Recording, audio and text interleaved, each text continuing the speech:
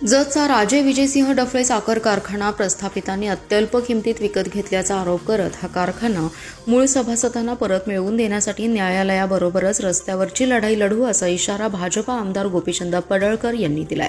पडळकर म्हणाले की जत साखर कारखान्याच्या विक्रीसंबंधी कागदपत्रे त्यांच्या हाती आली असून तालुक्याच्या विकासाचा केंद्रबिंदू असलेला हा कारखाना काहींच्या मनमानी कारभारामुळे दिवाळखोरीत गेला।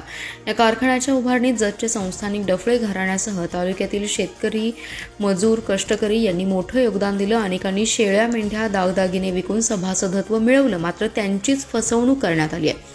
ते पुढे म्हणाले की कारखान्यातील तत्कालीन अध्यक्ष, उपाध्यक्ष आणि संचालक मंडळाने कारखान्याला दिवाळखोरीत नेण्यास भाग पाडलं। प्रस्थापितांनी हा साखर कारखाना काही वर्ष भाडेतत्वावर चालवून नंतर बंद केला आणि अखेर फक्त 40 कोटी रुपयात विकलाय। 70 कोटींचा कारखाना आणि राष्ट्रीय महामार्गालगत असलेली कोट्यावधींच्या किमतीची जमीन ही बेमालूपणे हस्तगत करण्यात आल्याचा आरोप त्यांनी केलाय। हा कारखाना तालुक्यातील शेतकरी, कामगार आणि गोरगरीब जनतेच्या हक्काचा असून त्यांचा हक्क परत मिळवून दिल्याशिवाय आम्ही शांत बसणार नाही असं पडळकर म्हणाले। यासाठी न्यायालयीन लढाईसह रस्त्यावर आंदोलन छेडण्याचा इशाराही त्यांनी दिलाय। तालुक्यातील इतर पक्षनेतेही माझ्या विरोधात आघाड्या करत असले तरी त्यांनी या प्रश्नावर एकत्र येऊन सभासदांना न्याय मिळवून देण्यासाठी प्रयत्न करावेत असं आवाहन पडळकर यांनी केलंय। जत साखर कारखाना सभासदांच्या नावे होईपर्यंत त्यांचे धुराडे पेटू देणार नाही असा इशाराही त्यांनी दिलाय।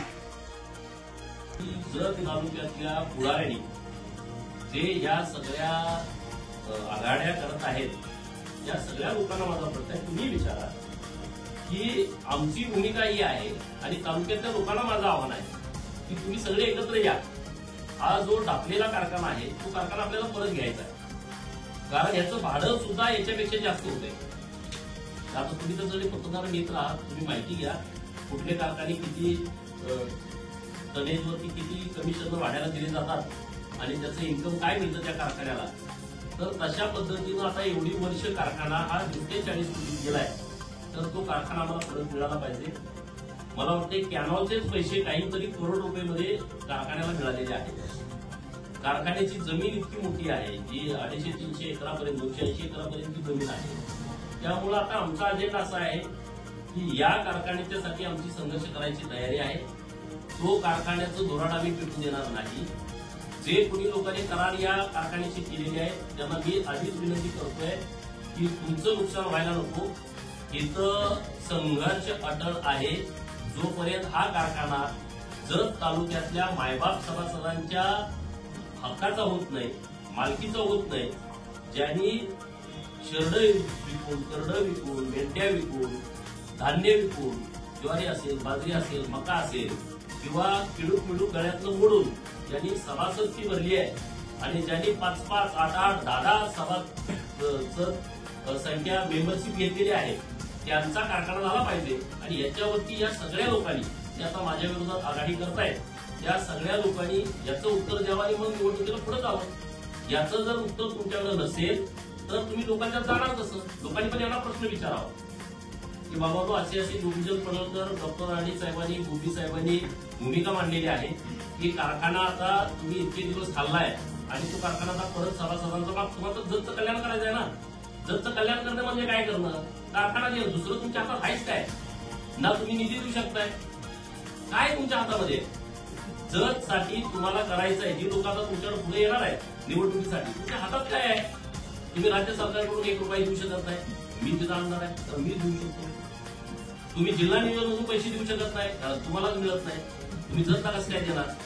जेव्हा तुम्ही जिल्हा नियोजनचे प्रमुख म्हणून राहिलाय तेव्हा तुम्ही जतला निधी दिला नाही। आता जर तुम्ही सदस्य आहात, एखादा दुसरा त्यातला माणूस तो देऊ शकत नाही आणि त्यामुळं जे काही आम्ही जतचा विकास करू शकतोय भाजप करू शकते। भाजपा व्यतिरिक्त तुमच्याकडे कुठला पर्याय नाही आणि त्यामुळं या सगळ्या लोकांनी जत आम्ही असं करू, जत आम्ही तसं करू, तर असं होत नाही। त्यांच्या डोक्यात एकच आहे, 1 नंबर गोपीचंदची जिरली पाहिजे आणि नंबर 2 जत मध्ये सीटा त्यांना मिळाल्या तरच आम्ही काहीतरी जिल्हा परिषदेवरती वर्चस्व करू शकतो। 2च विषय त्यांचे आहेत आणि ते पूर्णपणे राजकीय आहे। माझं वैयक्तिक तुम्हाला माझा रोष आहे, मला तुम्ही ठोका ना, जत कशाला नुकसान करताय? जत तुम्ही नुकसान करू नका। आणि आता कोणी लोक सगळे एकत्रित येत आहेत, त्याच्यावरती जेव्हा अधिकृतपणे कोणाच्या अलायन्स होत आहेत, कोण एकत्रित लढणार आहे, त्या दिवशी मी एकदम तुमच्याशी खुलेआमपणे चर्चा करेन। ज्या दिवशी त्यांची अलायन्स फायनल होईल जिल्हा परिषदची, जिल्हा आपल्या नगरपालिकेची किंवा पंचायत समितीची, ह्या आलाय जेव्हा होतील त्यांच्या आलाय 2 ठिकाणी आहेत मजबूत, एक आटपाडी आणि दुसरं जत. तिसरीनं त्यांची आलायच नाही.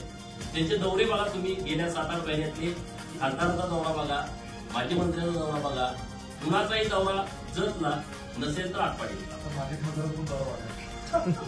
कुणाचे पण ज्यांचे सगळे जे मिळालेले आहेत त्यांना वाटतं लोकांना काही कळत नाही, लोकांना सगळं कळतं.